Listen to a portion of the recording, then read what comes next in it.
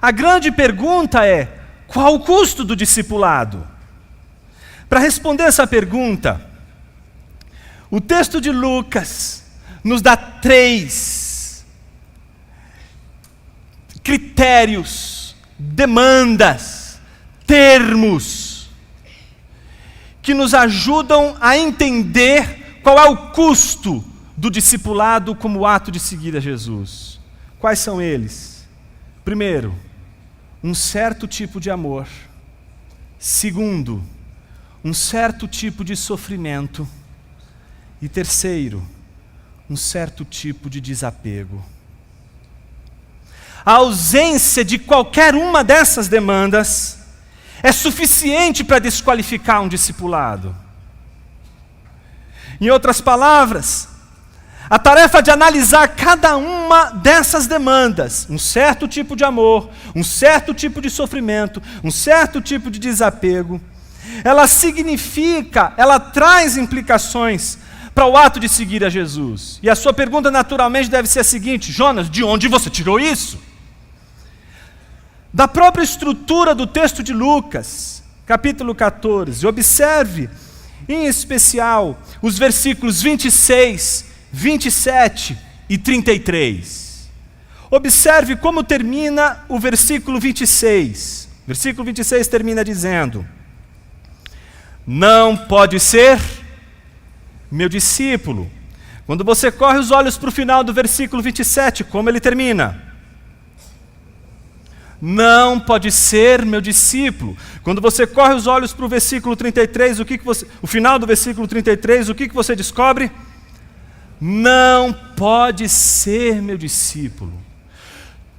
Todas as indicações que Jesus dá nesse discurso, definindo quem não pode ser meu discípulo, vem acompanhada de uma condição: se você vem após mim, se você me segue, então você não pode fazer X, Y, Z. Porque se você fizer X, Y, Z, a consequência é essa: você não pode ser meu discípulo.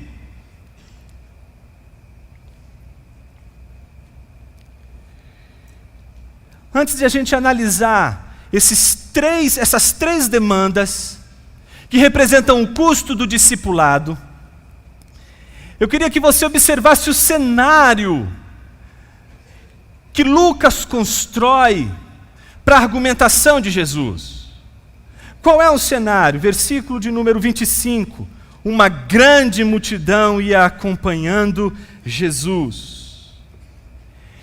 Essa parte de Lucas, ela é interessante porque ela mostra uma mudança no discurso. O tempo todo o discurso de Lucas vai oscilando entre a oposição entre os fariseus, escribas e, novamente, o encontro de Jesus com as multidões. Ele já tinha enfrentado uma oposição com os fariseus, escribas, e agora, novamente, o diálogo muda o foco dos líderes religiosos e coloca o foco na multidão. E qualifica essa multidão como uma grande multidão.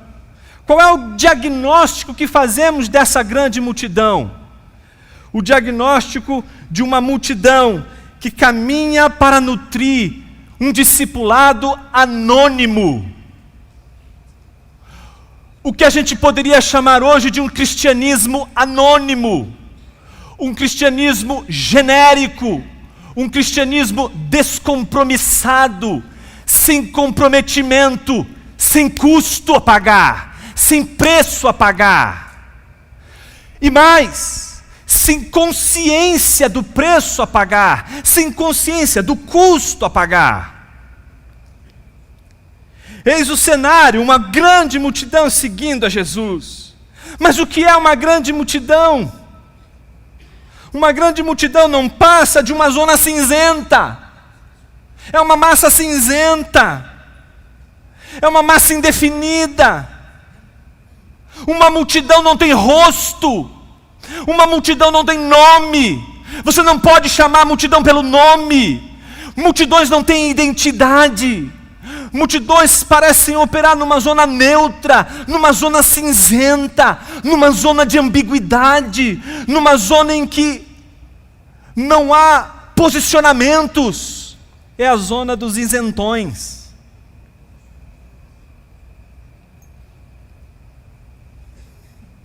Ao que tudo indica, Jesus estava preocupado com essa massa cinzenta.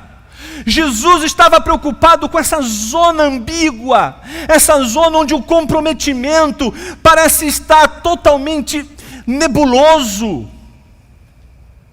Prova disso é a sua denúncia da falta de consciência dessa multidão que o segue, dessa grande multidão que o segue, com relação ao custo do discipulado.